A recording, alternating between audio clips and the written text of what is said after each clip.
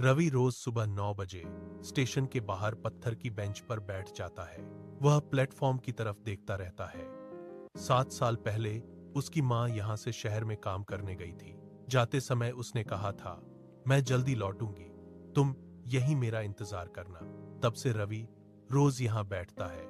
शाम को आखिरी ट्रेन के बाद रवि अपने कमरे लौटता है।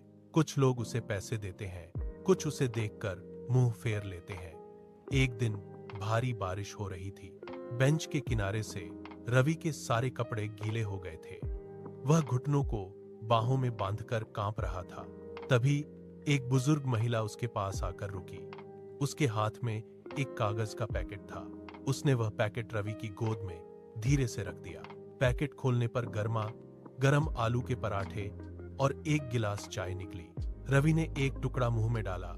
उसकी आंखों से आंसू बह निकले। वही नमक, वही मिर्च, वही स्वाद जैसे उसकी मां बनाती थी। महिला ने उसके सिर पर हाथ रखा, बालों को सहलाया। वही हल्का दबाव जैसे मां करती थी। रवि ने पहली बार 7 साल में मुस्कुराकर कहा, मां। उसे समझ आ गया कि ममता किसी एक चेहरे में नहीं, हर जगह मिल जाती। रवि रोज सुबह 9 बजे स्टेशन के बाहर पत्थर की बेंच पर बैठ जाता है। वह प्लेटफॉर्म की तरफ देखता रहता है। 7 साल पहले उसकी माँ यहाँ से शहर में काम करने गई थी। जाते समय उसने कहा था, मैं जल्दी लौटूंगी, तुम यही मेरा इंतजार करना। तब से रवि रोज यहाँ बैठता है। शाम को आखिरी ट्रेन के बाद रवि अपने कमरे लौटता है।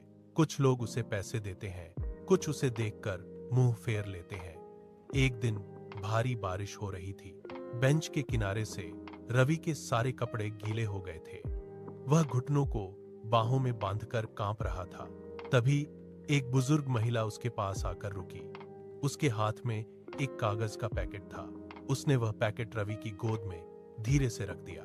पैकेट खोलने पर गरम आलू के पराठे और एक गिलास चाय निकली। रवि ने एक टुकड़ा मुंह में डाला। उसकी आंखों से आंसू बह निकले। वही नमक, वही मिर्च, वही स्वाद जैसे उसकी मां बनाती थी। महिला ने उसके सिर पर हाथ रखा, बालों को सहलाया। वही हल्का दबाव जैसे मां करती थी। रवि ने पहली बार 7 साल में मुस्कुराकर कहा, मां। उसे समझ आ गया कि ममता किसी एक चेहरे में नहीं, हर जगह मिल जाती।